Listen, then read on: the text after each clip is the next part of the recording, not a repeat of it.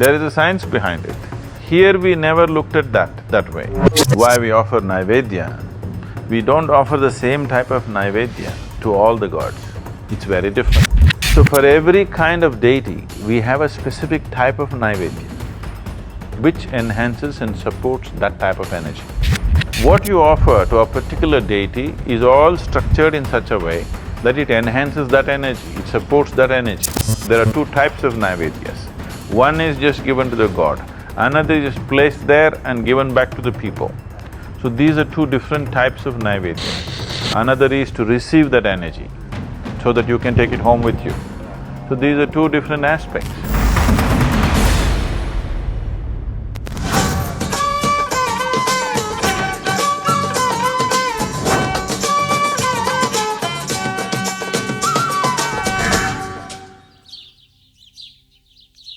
The god doesn't eat, how do we eat?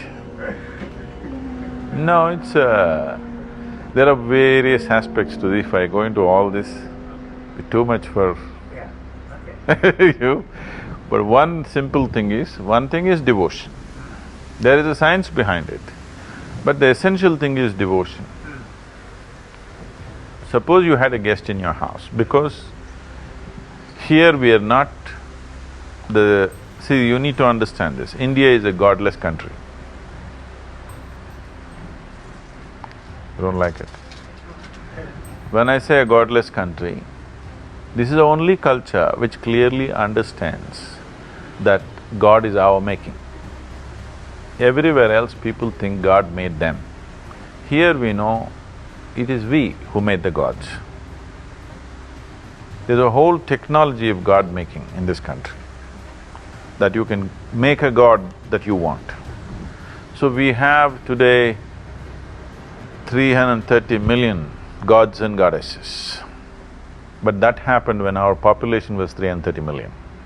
Since then, since the Europeans came and others came and made us feel ashamed of many gods, we lost our imagination.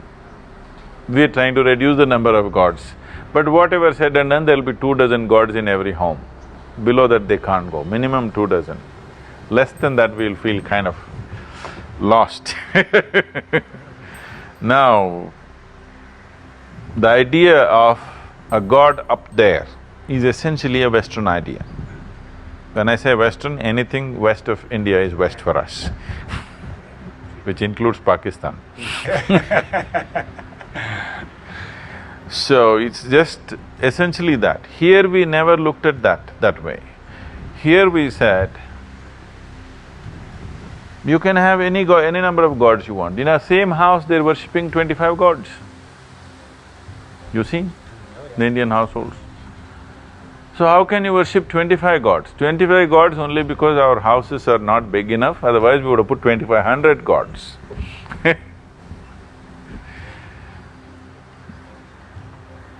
The science or the technology of God making, in the sense we understood that existence is just the same energy everywhere.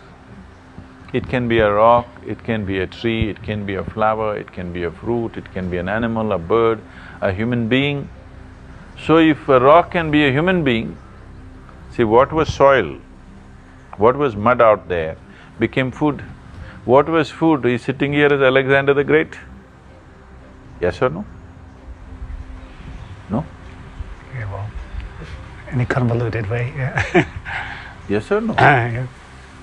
What was there, I was walking upon it yesterday. Today it is sitting here as Alexander the Great. This Alexander the Great, the old one, is there now. Yes or no?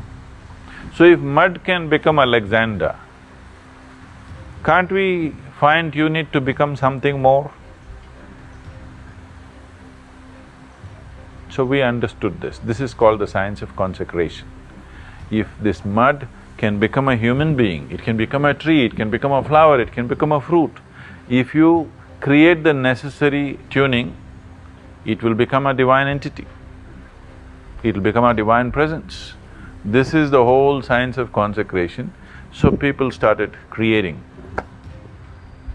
various kinds of gods. For different purposes, different kinds of gods. This is not just belief system. You've been to the temples? You go sit in the Dhyana Linga, how it feels. Go into the Bhairavi, how it feels, very different. Go and sit in the Adiyogi Alayam, very, very different. Because they are consecrated differently. Different kinds of manifestations of the same energy. Even now it's the same thing. The same energy is manifesting itself as a stone, as a tree, as a flower, as a fruit, as a bird, as an animal, as a human being. The same thing, if it is taken to its subtlest possibility, it becomes divine. So here, we did not wait for God to come down. We created our own gods the way we wanted.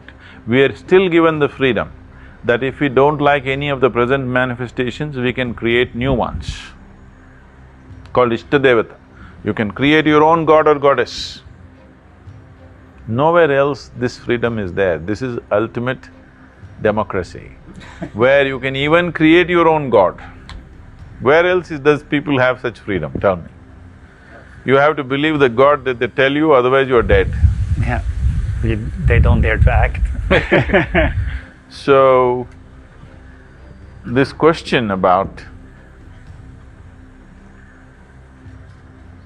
why we offer Naivedya, we don't offer the same type of Naivedya to all the gods. It's very different.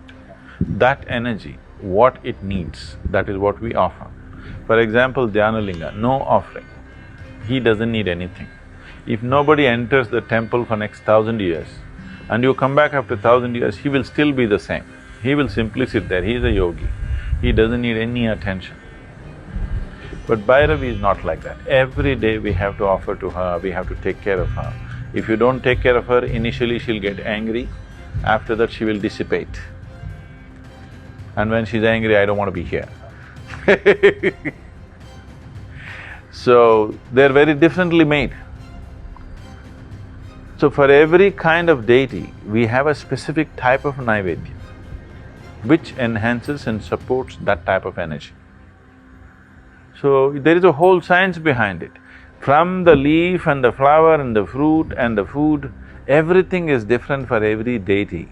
Today, there are a lot of people are simply doing something, whatever they know. But if you go look back into the tradition, very distinctly defined that this is what you must offer to this deity because every substance has its own vibration. You take you take this bamboo leaf into your hand and feel it, how it feels. You take that other leaf and hold it and see how it feels. Every tree and every leaf will feel different. If you are sensitive, if you're not sensitive to it, everything is you can ignore everything and go on. So, what you offer to a particular deity is all structured in such a way that it enhances that energy, it supports that energy. Either to enhance that or to receive it, both. There are two types of Naivedyas.